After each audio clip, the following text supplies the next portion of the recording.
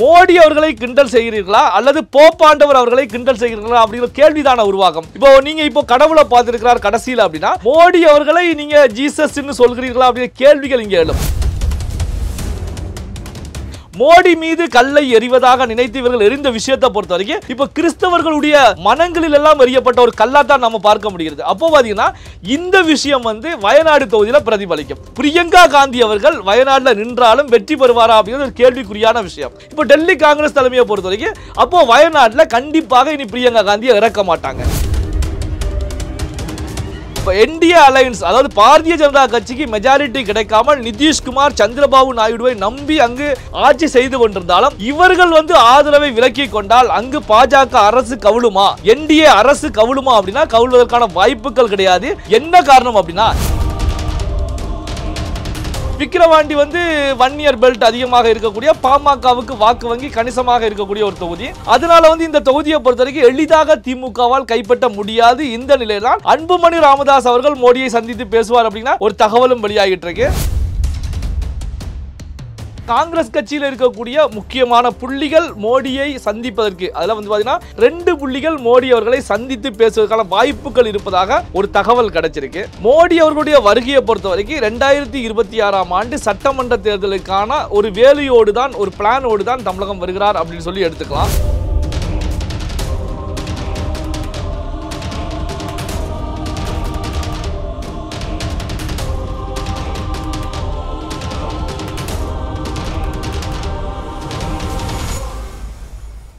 Real one voice நேயர்களுக்கு வணக்கம். இன்றைய சிறப்பு நேயர்களுக்காக நம்முடன் இணைகிறார் அரசியல் விமர்சகர் திரு நெல்லை சிவா அவர்கள். வணக்கம் சார். வணக்கம். 3வது முறையாக மோடி அவர்கள் பிரதமராக பதவியேற்றதுக்கு அப்புறம் தமிழ்நாட்டுக்கு முதல் தடையாக வராரு.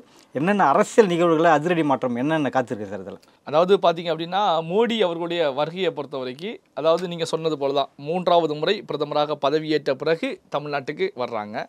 இந்த வருகையை பொறுத்த வரைக்கும் வந்தே பாரத் அப்படிங்கிற ரயில் சேவையை துவக்கி வைப்பதற்கான நிகழ்வாக இருந்தாலும் இதை தாண்டி அரசியல் நகர்வுகள் மிக முக்கியத்துவம் வாய்ந்ததாகத்தான் பார்க்கப்பட்டுக்கிட்டு இருக்கு. காரணம் என்ன அப்படின்னா கடந்த நாடாளுமன்ற தேர்தலில் தமிழகத்தில் பாரதிய ஜனதா கட்சி என்டிஏ அலையன்ஸை பொறுத்த வரைக்கும் வாக்கு சதவீதம் அதிகமாக பெற்றிருந்தாங்க. அதனால கட்சி நிர்வாகிகளிடத்தில் ஒரு ஆலோசனையில் ஈடுபட போகிறார் அப்படிங்கிற ஒரு தகவலும் நமக்கு கிடைச்சிருக்கு. இதை தாண்டி பார்த்தீங்கன்னா மோடி அவர்களுடைய வருகையின் போது மோடி அவர்களை மகிழ்விக்கக்கூடிய வகையில் மாற்று கட்சியில் இருக்கக்கூடிய முக்கியமான நபர்களை பாஜகவுக்கு கொண்டு வர வேண்டும் அப்படிங்கிற நிலையில் அண்ணாமலை தகவல்கள் சொன்னதாகவும் இந்த அடிப்படையில் தான் தமிழக பாஜக ஐடி விங்ஸ் வேகம் எடுத்து செயல்பட்டுக்கிட்டு இருக்காங்க அப்படிங்கிற தகவல்களும் ஒன்று வந்திருக்கு. இதில் குறிப்பாக எடுத்துக்கிட்டீங்க அப்படின்னா இப்போ காங்கிரஸ் கட்சியை பொறுத்த வரைக்கும் காங்கிரஸ் கட்சியில் இருக்கக்கூடிய முக்கியமான புள்ளிகள் மோடியை சந்திப்பதற்கு அதில் பார்த்தீங்கன்னா 2 புள்ளிகள் மோடி அவர்களை சந்தித்து பேசுவதற்கான வாய்ப்புகள் இருப்பதாக ஒரு தகவல் கிடைச்சிருக்கு. அப்போ பார்த்தீங்க அப்படின்னா மோடி அவர்களுடைய வருகையை பொறுத்த வரைக்கும் 2026ஆம் ஆண்டு சட்டமன்ற தேர்தலுக்கான ஒரு வேலையோடு தான் ஒரு பிளானோடு தான் தமிழகம் வருகிறார் அப்படின்னு சொல்லி எடுத்துக்கலாம். இப்போ திமுகவை பொறுத்த வரைக்கும் திமுக 2026ஆம் ஆண்டு சட்டமன்ற தேர்தலுக்கான பிரச்சாரங்களை முன்னெடுக்க தொடங்கிட்டாங்க. அதாவது 200+ அப்படிங்கிற நிலையில் முதல்வர் மு.க. ஸ்டாலின் அவர்கள் பிரச்சாரத்தை முன்னெடுக்க தொடங்கிட்டாங்க. இதற்கு ஏற்றாற்போல தான் கோவை முப்பெரும் விழாவும் அமைஞ்சிருந்துச்சு. இதே போல தான் பாரதிய ஜனதா கட்சியை பொறுத்த வரைக்கும் தற்போதைய நிலையிலேயே வேகம் எடுத்து செயல்பட்டால் தான் 2026 திமுகக்கு எதிராக தமிழகத்தில் கணிசமான இடங்களில் வெற்றி பெற முடியும் அப்படிங்கிற நிலையில் தான் வியூகம் அமைச்சு செயல்பட்டுக்கிட்டு இருக்காங்க. இதற்கான பிள்ளையார் சுழி மோடி வருகையின் போது போடப்படும் அப்படின்னு சொல்லி கமலாலயத்தில் இருந்தே தகவல்கள் நமக்கு கிடைச்சிருக்கு. அதே நேரத்தில் பார்த்தீங்கன்னா இந்த விக்கிரவாண்டி சட்டமன்ற தேர்தல் அதாவது இதில் பாரதிய ஜனதா கட்சி போட்டியிடாமல் பாமகவை களத்தில் இறக்கி விட்டுருக்காங்க. விக்கிரவாண்டி 1 இயர் பெல்ட் அதிகமாக இருக்கக்கூடிய பாமகவுக்கு வாக்கு வங்கி கணிசமாக இருக்கக்கூடிய ஒரு தொகுதி. அதனால இந்த தொகுதியை பொறுத்த வரைக்கும் எளிதாக திமுகவால் கைப்பற்ற முடியாது. இந்த நிலையில் தான் அன்புமணி ராமதாஸ் அவர்கள் மோடியை சந்தித்து பேசுவார் அப்படின்னா ஒரு தகவலும் வெளியாகிட்டு இருக்கு. அப்போ பார்த்தீங்கன்னா மோடி அவர்களுடைய தமிழக வருகையை பொறுத்த வரைக்கும் தமிழக அரசியல் களத்தில் பல்வேறு விதமான மாற்றங்கள் மாறுதல்கள் உருவாகலாம் அப்படிங்கிற நிலையில தான் தற்போதைய நிலை இருந்துட்டு இருக்கு. போப்பாண்டவர் தனது இறுதி காலத்தில் கடவுளை பார்த்து விட்டார் அப்படின்னு சொல்லிட்டு மோடி போப்பாண்டவர் சந்திப்பை கேரளா காங்கிரஸ் கிண்டல் எடுத்து ஒரு எக்ஸ்தலத்தில் பதிவு போட்டிருந்தாங்க. இந்த பதிவு எப்படி பார்க்குறீங்க சார்? அதாவது பார்த்தீங்க அப்படின்னா மோடி மீது இருக்கக்கூடிய விரக்தி தான் இது போன்ற ஒரு பதிவை அவர்கள் எக்ஸ் பேஜில் வெளியிடுவதற்கான ஒரு சூழலை உருவாக்கி இருந்தாலும் இது மதம் சம்பந்தமான ஒரு விஷயம். ஏன்னா போப் பிரான்சிஸ் அவர்களை பொறுத்த வரைக்கும் போப் ஆண்டவர் உலகம் முழுவதும் கிறிஸ்தவர்களால் கொண்டாடப்படக்கூடிய மிக ஒரு கடவுளாக பார்க்கக்கூடிய நிலையில் இருந்துகிட்டு இருக்காங்க. ஆனால் இந்த விஷயத்தை முன்னிலைப்படுத்தி ஒரு எக்ஸ் தளத்தில் வந்து கேரள காங்கிரஸை பொறுத்த வரைக்கும் ஒரு தகவலை பகிர்கிறார்கள் அப்படின்னா, இப்போ காங்கிரஸ் கட்சியை சிறுபான்மையினருக்கான கட்சி அப்படிங்கிறத தான் முன்னிலைப்படுத்துறாங்க. அதாவது கிறிஸ்தவர்கள் இஸ்லாமியர்களுக்கான கட்சி அப்படிங்கிறத முன்னிலைப்படுத்தி தான் தேர்தலில் களத்தில் நின்றுகிட்டு இருக்காங்க. அவருடைய வாக்கு வங்கியும் கிறிஸ்தவர்கள் இஸ்லாமியர்களுடைய வாக்கு வங்கி தான். இப்படி இருக்கக்கூடிய சூழ்நிலையில் அதுவும் கேரளாவை பொறுத்த வரைக்கும் கிறிஸ்தவர்கள் மெஜாரிட்டியாக இருக்கக்கூடிய மாநிலங்களில் முதன்மையான மாநிலம் கேரளா.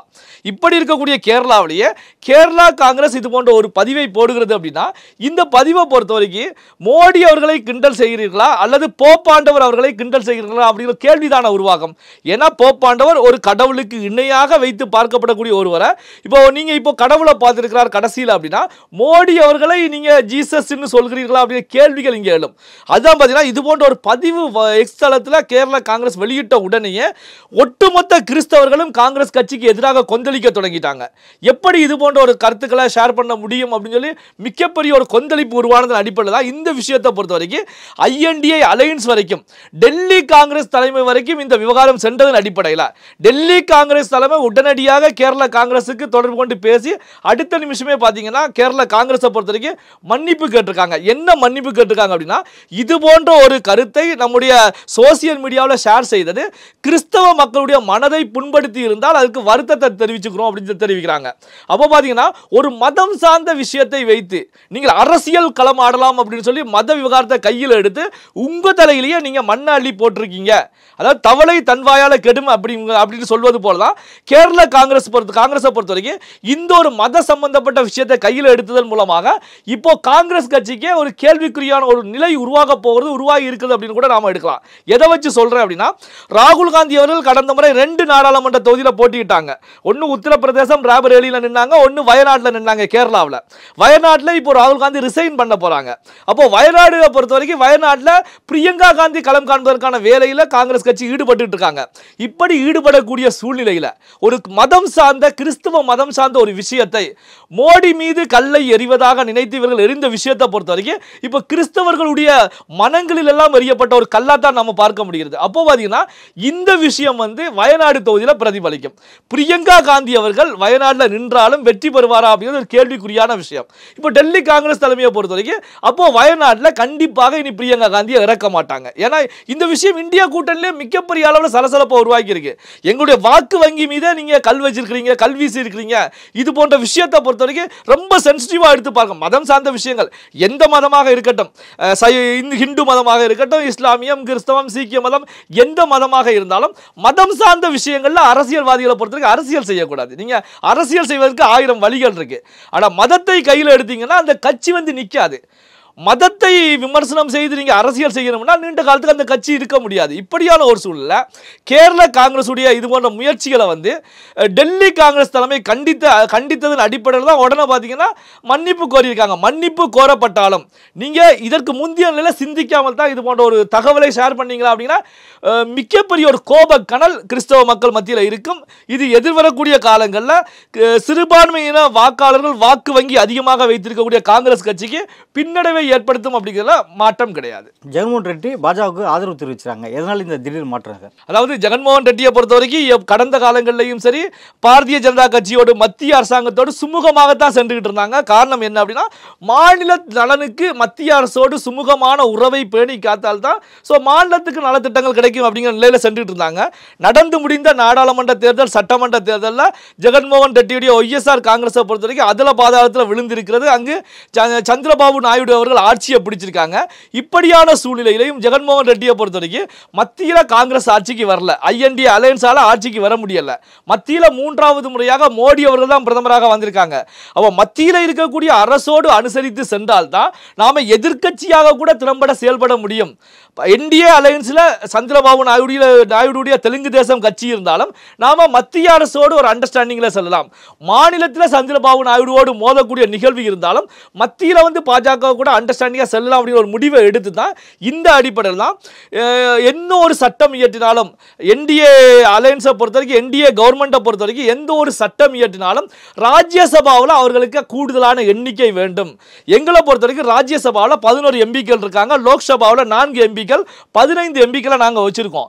சந்திரபாபு நாயுடைய தெலுங்கு தேசம் 16 எம்பிக்களை வச்சிருக்காங்க. ஸோ சந்திரபாபு நாயுடைய தெலுங்கு தேசம் கட்சிக்கு ஈக்குவலான நிலையில் சமபலத்தோடு தான் நம்முடைய கட்சி இருக்கிறது அப்படிங்கிற நிலையில தான் மாநில நலனை கொண்டு மத்திய அரசாங்கத்தோடு நாம சுமூகமாக செல்வோம் அப்படின்னு வெளிப்படையாகவே ஜெகன்மோகன் ரெட்டி அறிவிச்சிட்டாங்க. இது எதை உணர்த்துகிறது அப்படின்னா, மாநிலத்தில் வெற்றி பெற்ற கட்சிகளை பொறுத்த வரைக்கும் எப்படி ஒய்எஸ்ஆர் காங்கிரஸ் பாஜக பின்னாடி இப்ப சென்றிருக்கிறதோ அதே போலதான் மாநிலங்களில் வெற்றி பெற்ற மாநில கட்சிகளை பொறுத்த வரைக்கும் பாஜக பின்னாடி தொடர்ச்சியாக செல்லும். இதையே தான் நம்ம கடந்த வீடியோக்கள்லையும் அழுத்த திருத்தமாகவே தெரிவிச்சிருந்தோம்.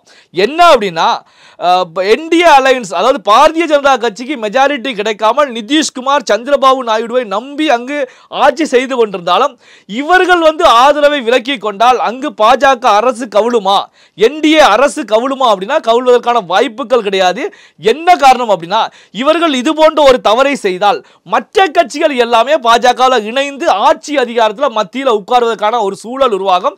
இந்த தவிர சந்திரபாபு நாயுடு அவர்கள் செய்ய மாட்டார் அப்படின்னு சொல்லி 100% தெரிவிச்சிருந்தோம். அதே போன்ற நிலையில் தான் பார்த்தீங்கன்னா ஒரே மாநிலத்தில் எதிரும் புதிருமாக நிற்கக்கூடிய 2 கட்சிகளுமே ஒன்னும் என்டிஏ அலையன்ஸ்ல இருக்காங்க, இன்னொரு கட்சி ஒய்எஸ்ஆர் காங்கிரஸ் வெளியே இருந்து மத்திய அரசுக்கு ஆதரவு கொடுக்காங்க அப்படின்னாலே இதை நம்ம ஒரு முன்னுதாரணமாக எடுத்துக்கலாம். இப்படி ஜெகன்மோகன் ரெட்டி வெளியிலிருந்து ஆதரவு கொடுத்தனால தெலுங்கு தேசம் பாஜக இடையே ஏதோ ஒரு பிளவு ஏதாவது ஏற்படாத வாய்ப்பு இருக்கா சார்? அதாவது பாத்தீங்க அப்படின்னா பிளவு அப்படிங்கிறது ஏற்படுவதற்கான ஒரு வாய்ப்புகள் கிடையாது. இந்த விஷயத்தை வச்சு பார்க்கும்போது பாத்தீங்கன்னா சந்திரபாபு நாயுடுக்கு டெல்லி பாஜக செக் வைப்பதற்கான ஒரு சூழல் உருவாகும். என்ன காரணம் அப்படின்னா, சந்திரபாபு நாயுடு அவர்கள் அடம் பிடிச்சிட்டு இருக்காங்க. என்ன அப்படின்னா, என்னுடைய கட்சிக்கு சபாநாயகர் பதவி கொடுக்கணும் அப்படின்னா கருத்துக்களை முன்வைத்து அடம் பிடிச்சிட்டு இருக்காங்க.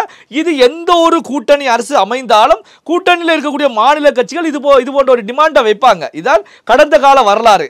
அப்படி இருக்கக்கூடிய சூழ்நிலையில் தான் நிதிஷ்குமார் சந்திரபாபு நாயுடு போன்றவர்களை பொறுத்த வரைக்கும் எங்களை நம்பி ஒரு என்டிஏ அரசாங்கம் செல்லக்கூடிய சூழ்நிலையில் சபாநாயகர் பதவியை எங்க மாநிலத்துக்கு கொடுங்க, எங்க கட்சிக்கு கொடுங்க அப்படின்னா கோரிக்கைகளை முன் வச்சுக்கிட்டு இருக்காங்க. இதற்கான காரணம் அரசியல் காரணங்கள். எதிர்காலத்தில் பாஜக தங்களுக்கு எதிராக செயல்படாமல் தடுப்பதற்கான வேலையில் சந்திரபாபு நாயுடு அவர்கள் செயல்பட்டு இருக்காங்க. அப்போ சந்திரபாபு நாயுடு அவர்களுடைய முயற்சியை முறியடிக்கணும் அப்படின்னா பாத்தீங்க அப்படின்னா அதற்கு மாற்று கட்சியை பொறுத்த வரைக்கும் அவர்களுடைய ஆதரவு பாஜகவுக்கு இருக்கிறது அப்படின்னா இப்போ சந்திரபாபு நாயுடு யோசிக்க துவங்கி இருப்பாங்க. காரணம் என்ன அப்படின்னா, மாநிலத்தில் நமக்கு எதிராக அரசியல் செய்யக்கூடிய ஒய்எஸ்ஆர் காங்கிரஸ் பாரதிய ஜனதா கட்சிக்கு ஆதரவு கொடுத்தாங்க அப்படின்னா மாநில அரசுக்கு கூட மிகப்பெரிய இடைஞ்சல் ஏற்படும். நாம டிமாண்ட் வைத்து பாஜகவோடு உறவை முறித்து கொண்டால் ஜெகன்மோகன் ரெட்டி முழுமையான ஆதரவு அங்க கொடுப்பாங்க. முழுமையான ஆதரவு கொடுப்பதன் மூலமாக மாநில அரசுக்கு மத்திய அரசு மூலமாக மிகப்பெரிய நெருக்கடி ஏற்படும்.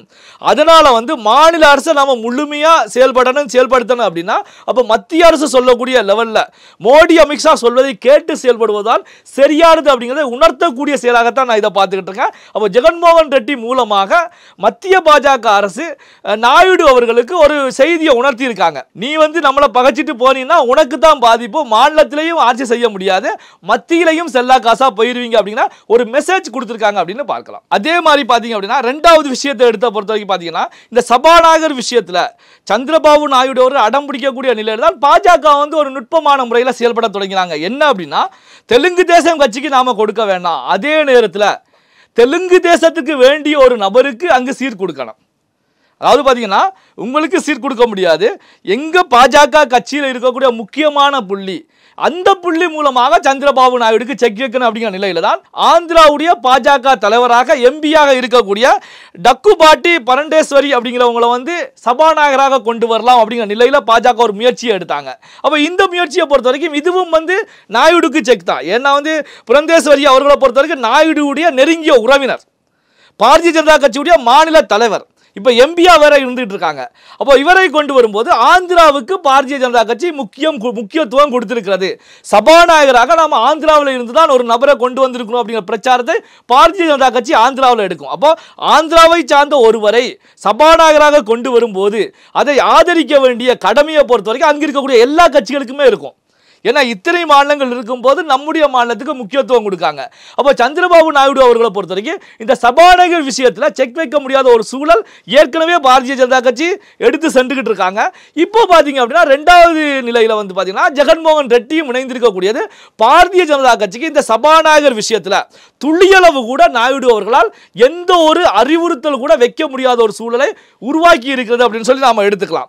இதை தாண்டி எடுத்துக்கிட்டீங்கன்னா இன்னொரு முக்கியமான ஒரு தகவல் இருக்கு. என்ன அப்படின்னா இந்த மாதம் 24ஆம் தேதி 18வது நாடாளுமன்றம் கூட போகுது. அதற்கான வேலையில் நாடாளுமன்றத்தில் வேலைகள் நடைபெற்றுக்கிட்டு இருக்கிறது. பாரதிய ஜனதா கட்சியும் மிக தீவிரமாக செயல்பட்டு இருக்காங்க. இந்த நாடாளுமன்றம் முடிந்த பிறகு 26ஆம் தேதி தான் சபாநாயகர் யார் அப்படிங்கிற அறிவிப்பு வெளிவர இருக்கிறது. அதற்கான வேலைகள் ஒரு பக்கம் சென்றுட்டு இருக்கு. இப்படியான சூழ்நிலை தான் பாரதிய ஜனதா கட்சியை பொறுத்தவரைக்கும் இந்த 18வது நாடாளுமன்றத்துடைய முதல் கூட்டத்திலேயே முக்கியமான ஒரு சட்டத்தை நாம கொண்டு வரணும் அப்படின்னா முயற்சியில டெல்லி பாஜக இருந்து கொண்டிருப்பதாக ஒரு தகவல் கிடைச்சிருக்கு.